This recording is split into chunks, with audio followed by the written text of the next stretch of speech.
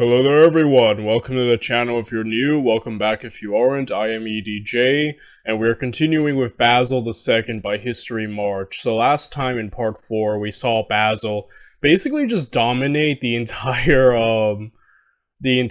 war in the against Samuel. Basically retook a lot of Rome's old areas back in the Balkans. So yeah, overall, we got to see a lot of Basil's, skill and efficiency. So I'm really looking forward to seeing. This seems like it's gonna be the final battle to finally decide this whole war in the, in the Balkans. So I'm looking forward to just seeing. I've been impressed by Basil. But I'm, waiting for the big battle, I mentioned last video, I think, all these guys usually have a big battle that defines them. Napoleon, Austerlitz, Hannibal Cannae. So I've been wondering, does Basil have one? Does Basil have a really big moment that's just holy crap, If he doesn't, it's fine. He's still very, very good, from what I'm seeing of this series. Very, very effective. But I'm waiting just to see the big moments. And since there's only 2 more videos after this, I'm certain that we're about to see a lot more Basil ramped up, and I'm really excited. I'm hoping this battle just completely showcases everything, that makes Basil so great. So I guess we'll just jump right into it, shall we? If you want to watch the original video, the link is down below. Without any further ado, let's get to it, shall we? Let's watch the battle of Kleidion? Kleidion? Basil Part 5 by HistoryMarche. After a series of successful campaigns from 1000 to 1004, Emperor Basil began specifically focusing his war aims against Bulgaria itself. Although far from having lost his ability to fight, Samuel was no longer seen by many as a serious threat to the Balkan themes of the empire. His raiding expeditions had effectively been reduced to the city of Thessaloniki and the immediate area. Although his men had managed to ambush and capture the region's governor, Ioan Kaldus, this small success was outweighed by the setbacks and losses the Bulgarians had suffered over the past 4 years. On top of this, many of Samuel's governors were beginning to foresee the future direction and course of the conflict with Byzantium, a future that did not favor the Bulgarian cause. Bulgarian noblemen were enticed by the prospect of switching allegiances to Constantinople, even Samuel's own kinsman. Around the year 1005, Basil received a visit from the Tsar's son-in-law, Asot Taranites. The son of one of Basil's former governors, Gregory Taranites, Asot had been captured by Samuel in 995 during a skirmish outside the walls of Thessaloniki. After spending almost a year in prison, he was finally freed and married Samuel's daughter, Miroslava, before being sent by the Tsar to govern the coastal city of Dyrrhachium. By 1005, however, Taranites and the patriarch of the city's leading family, a man who just so happened to be Samuel's father-in-law, Yanis Chryselios, decided to surrender the city to Basil. The gates were opened to the emperor's men, allowing for Basil to occupy the city without shedding a drop of blood.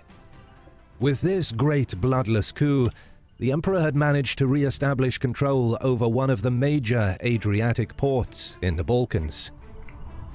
Dang, genius. Just so... Sorry, I'm eating pizza. But yeah, I woke up an hour ago, so if I seem a bit off. But yeah, dang. That was very cool. So man, Basil was just dominating this dude. Samuel was doing so well up to last video that now he's just completely on the ropes. Basil has completely reversed the situation where Samuel was once so formidable, and seemingly Basil's biggest enemy, now he's just like, he's basically just falling so hard. Like, he really depleted himself, you know? Yeah. Sensing weakness, Basil made preparations to bring the full weight of the Byzantine Empire on Samuel of Bulgaria. A brave warrior and blade were a potent weapon in centuries past. Between 1005 and 1014, the Roman-Bulgarian conflict de-escalated into a series of low-intensity raids and petty campaigns, with few pitched battles taking place. Samuel continued his raids into the suburbs of Thessaloniki, plundering gold and resources. Basil would respond with short, fast-moving, punitive expeditions into the southern frontier borders of Bulgaria. It is highly likely that during this 9-year time span, Basil managed to essentially outsource the conflict with Bulgaria to his Balkan governors, most notably to the Duke of Philippopolis, Nikephoros Xiphias, and the newly titled Duke of Thessaloniki, Theophylact Botaniates, grandfather to a future emperor. Despite his shifted focus on domestic affairs, the emperor still did not miss out on opportunities to personally involve himself in campaigns against the Bulgarians. In 1009, he managed to inflict a minor defeat on Samuel at the Battle of Krita, several miles to the east of Thessaloniki. Following this clash, the conflict resumed its trend of low-intensity warfare, as Basil's attention shifted elsewhere within the empire. Located on the southernmost tip of the Italian peninsula, the last possessions of the Roman Empire in its ancient homeland had been subjected to Muslim piracy by the late 10th century. These sporadic raids became more frequent and devastating during the 990s, when Basil was preoccupied dealing with enemies on the major frontiers of the empire. Despite this, a mix of clever diplomacy and the arrival of fresh reinforcements in the early 1000s allowed the emperor to preserve his Italian provinces. The Byzantine governors, or catapans of Italy, managed to safeguard many of their cities from Muslim sacking by appealing to the rising Italian republics of Pisa and Venice. In one such instance, the very seat of the Byzantine catapan, the Apulian town of Bari, was saved from certain sacking after a squadron of Venetian galleys destroyed the Muslim fleet at the city's harbour. Beginning in the early 1000s, the emperor began diverting more of his attention and manpower toward Italy. He increased the size of local garrisons and sent emissaries bringing lavish gifts to the court of the Kalbid Emirate of Sicily, Jafar al-Kalbi. As a result, the number of Muslim raids in Byzantine Italy gradually declined during the first decade of the 11th century. Despite this, Basil would soon be forced to deal with another great nuisance on the peninsula.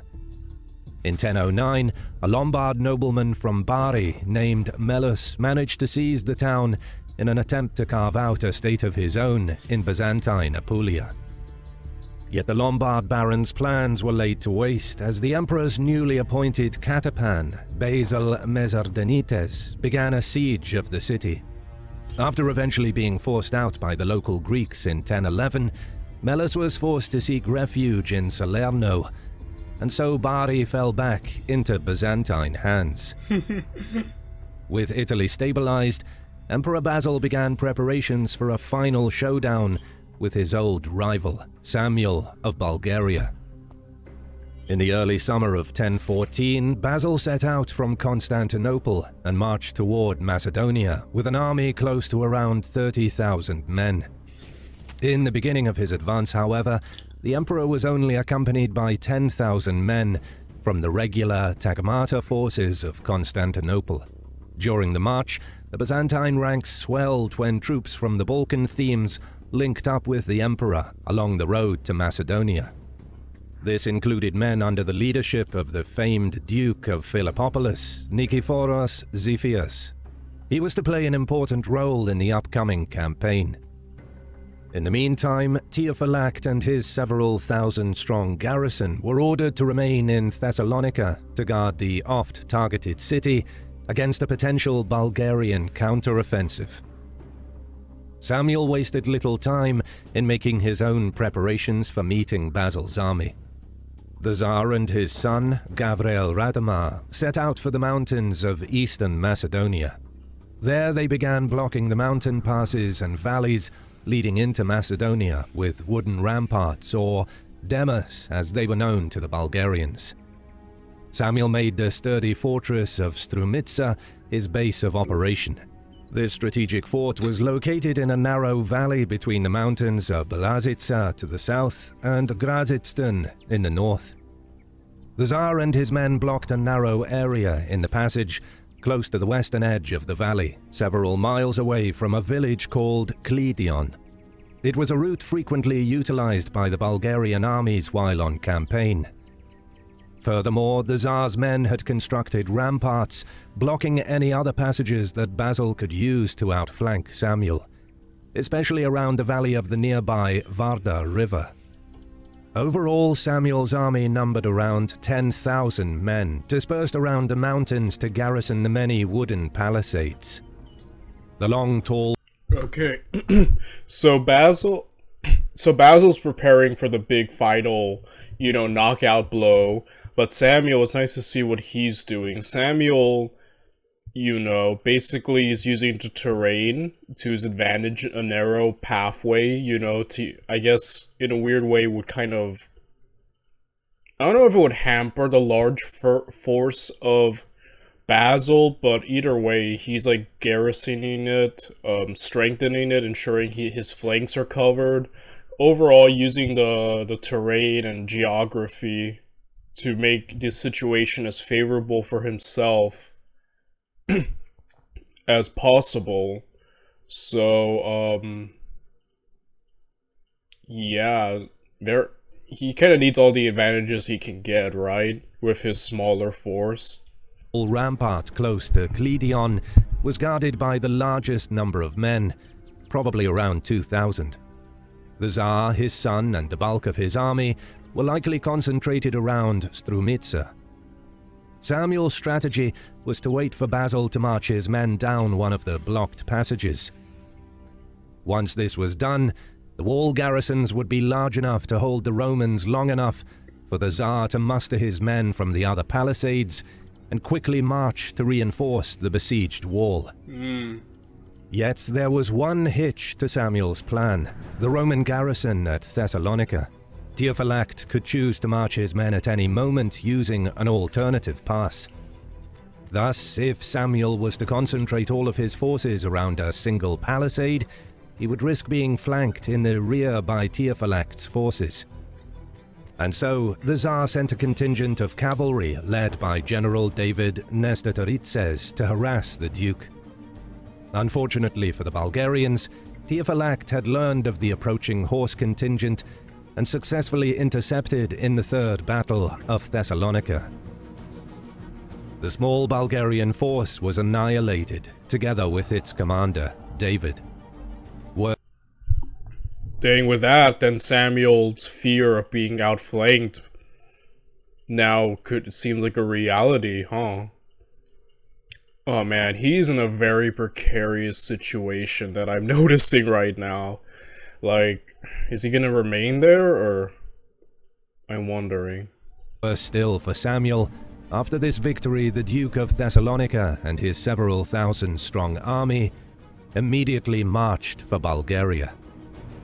Meanwhile, Basil and the main Byzantine army had already managed to march through Mosinopolis, Ceres, and the Rupel Pass, and were now heading towards the Kleidion rampart. Samuel had correctly predicted that the emperor would use this route, and so he had left his largest garrison division there. Yet upon receiving the news of David's defeat in the south, the Tsar and his son quickly realized that they, together with the bulk of their army, were effectively trapped in Strumitsa. The town of Kleidion was too far away from the passes that Theophylact could potentially march through with his men.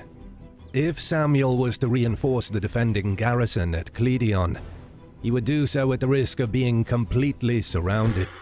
So he can't commit all of his force now, as he hoped before, to reinforce an entire army on one side that was attacked.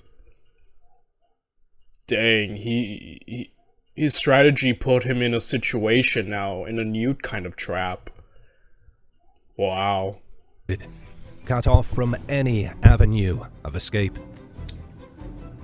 By mid-July, Basil had encamped his men close to the large Kleidion rampart. Almost as soon as he arrived, the Emperor organized a large assault force and attempted to storm the sturdy wooden palisade. As the Byzantines approached the wall, they were showered with arrows and stones launched by the Bulgarian defenders on the ramparts. Despite their valiant efforts, the Romans failed to climb over or destroy the strong fortification. The Bulgarian defenders, veterans of dozens of campaigns, would put up a dogged resistance against the Byzantines. With Roman casualties climbing rapidly, Basil called off his assault on the wall. Throughout the coming days, the Emperor would launch a series of unsuccessful attacks to try and capture the palisade. By late July, morale was plummeting in the Byzantine camp. Theophylact and his reinforcements were nowhere within sight. Supplies were diminishing fast, and it was feared that Samuel could appear at any moment with the bulk of his army. Basil began to seriously consider retreating. Yet his trusted general Xiphias persuaded the emperor to stay and fight. The Duke of Philippopolis and the emperor knew that it was impossible for the Bulgarians to block every single small and forested road through the mountains, and so Basil sent Nikephoros and find an alternate route. Alright, we'll see how that goes, but yeah, these veterans, there's only, what, 2,000? They're holding it down. Like, if Samuel could actually go with his original strategy of reinforcing one side, this might have been incredibly effective. And several cavalry contingents out of the camp to locate an alternative route that would hopefully lead them into the valley and straight into the rear of the Bulgarian army. On the morning of the 29th of July, 1014, Basil arranged his troops in assault parties, readying himself to storm the palisade one more time. However, before he could even order the advance to commence, the Emperor noticed some type of commotion unfolding behind the enemy lines. The sound of 1,000 galloping hooves smashing into the ground soon filled the air. Holy crap, he found a way. That was faster than I thought. Oh, and then they're just gonna attack from both sides, huh? Completely surrounding this side. Okay, I see what's going on. The Bulgarian defenders overlooking Basil's men turned their heads in the opposite direction, only to spot Xiphias and his cavalry troopers charging straight at their rear. Panic set in amongst the Bulgarians' ranks. The entire defense force on the wall left their positions to confront the charging horsemen. As the Bulgarians smashed into Xiphias's galloping troopers, Basil realized his plan had worked to perfection. His men stormed the ramparts and destroyed the now abandoned palisade. This is so genius. Literally, they flanked them. I'm telling you, the flank, man, oldest trick in the book, but most effective. But the point is, oh my goodness, like, this worked out perfectly. And Samuel couldn't commit fully because he was afraid of being dude, wow, it's starting to stack, I'm noticing. And now they're about to completely destroy this group. Like, I just see Basil breaking through and just a complete slaughter's about to take place. Then charged straight at the stunned defenders. As they were about to become pinned between Xiphias's cavalry and Basil's footmen, many of the Bulgarians fled in the direction of Strumitsa. Those unable to do so were either hacked down where they stood or captured by the Romans. Desiring to exploit the situation, the emperor ordered a pursuit. As the Byzantine forces approached the village of Markievo, they were suddenly met by Samuel and Gavriel's army, which had sallied forth from Strumitsa. So Samuel now has to give him the pitched battle. I feel like this is what we've been building up to for this entire series. The final battle between Basil and Samuel, who's kind of been his rival or arch nemesis throughout this series, and now this is kind of the battle to decide it, man. I'm just wondering how is this gonna go?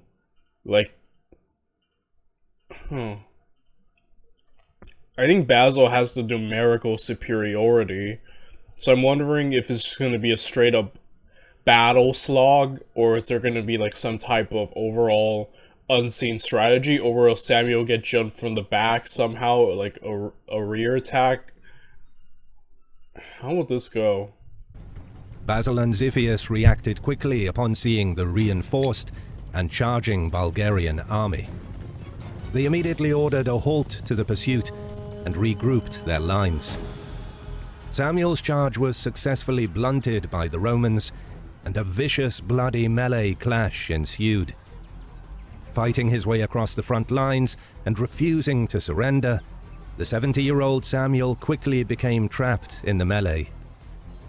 Realizing his forces were slowly melting away, Gavriel Radomar managed to cut his way through to his father, mount him on his horse, and retreat to Strumitsa with most of his men.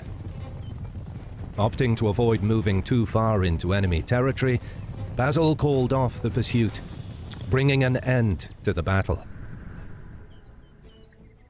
Although a clear-cut Byzantine victory, the Battle of Kleidion resulted in minimal immediate gains for Byzantium. Yet Samuel had lost many good men at the battle, including nearly 2,000 Bulgarians captured, now at the mercy of the Byzantine emperor.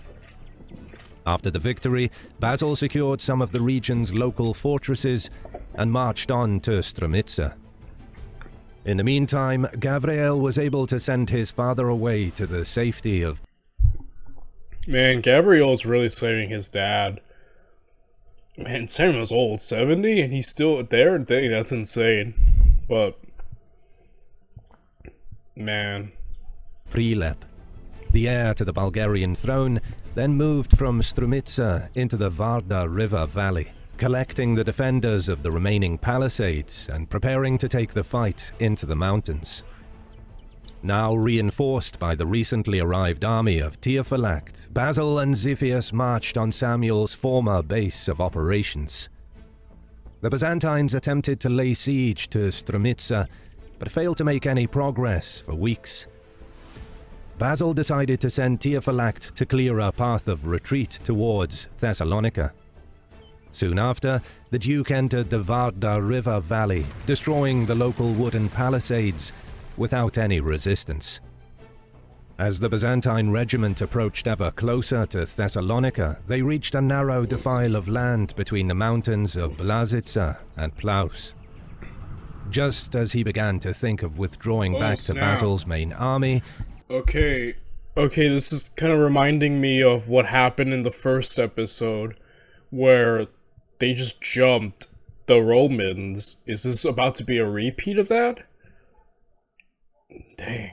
Theophylact and his men spotted suspicious movement on the mountain slopes. Before they realized what was happening, the Byzantine troops were showered with arrows, stones, and other projectiles from all directions. They had fallen prey to a Bulgarian ambush. As panic set in amongst the Byzantine ranks and hundreds fell from arrow volleys, the ambushers emerged from the slopes and revealed themselves. Literally a repeat of Basil's defeat earlier at the hands of Samuel. Dang, like father like son, huh? Using his dad's old tricks. And effective, another ambush. Wow. They were Gavriel's men. The Bulgarians swiftly surrounded the shocked Romans on all sides and slaughtered Theophylact's entire force, including the Duke himself. Furious upon receiving the news of the ambush and the Duke's death, Basil set out to avenge the fallen general and his men. The Emperor had captured over 1,000 of Samuel's men in the Battle of Kleidion. Now they were to pay the price for their Tsar's insubordination.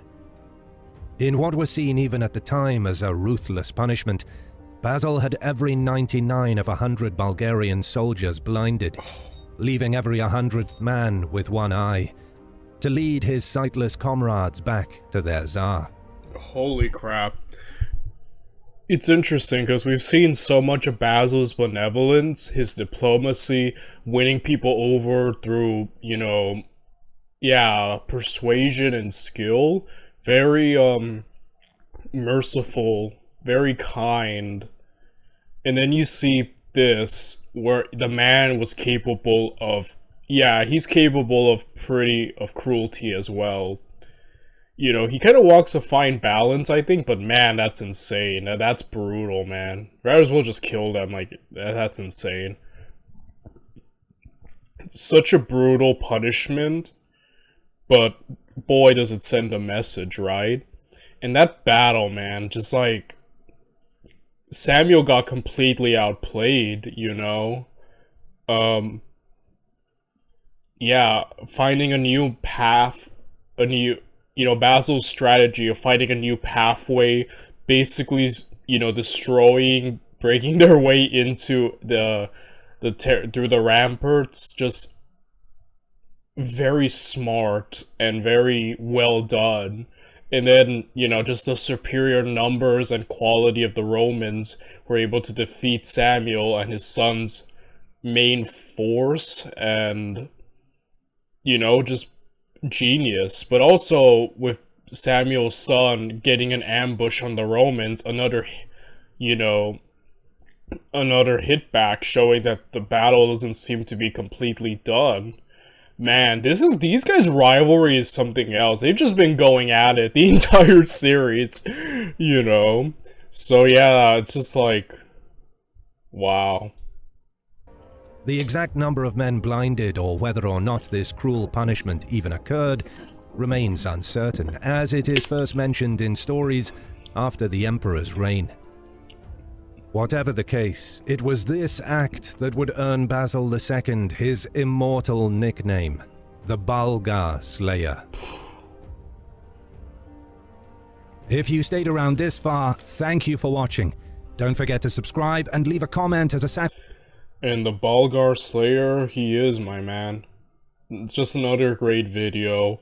I'm definitely, Basil is definitely... You're just seeing so much of him. The man is very, very skilled. And, even when he suffers setbacks, he manages to rebound incredibly well. That's something else I really like about him. He's very good. Diplomacy, usually outmaneuvering his enemy, getting victories, he's very good, but I also really like just when things don't go well, he manages to, rebound, recover, learn why things didn't go well, and, essentially fix the situation. So, overall, a very, very great display. I'm really looking forward, because there's 2 more episodes, and, I'm looking forward to seeing how that goes. So I will be seeing you all in the next one. Bye, everyone.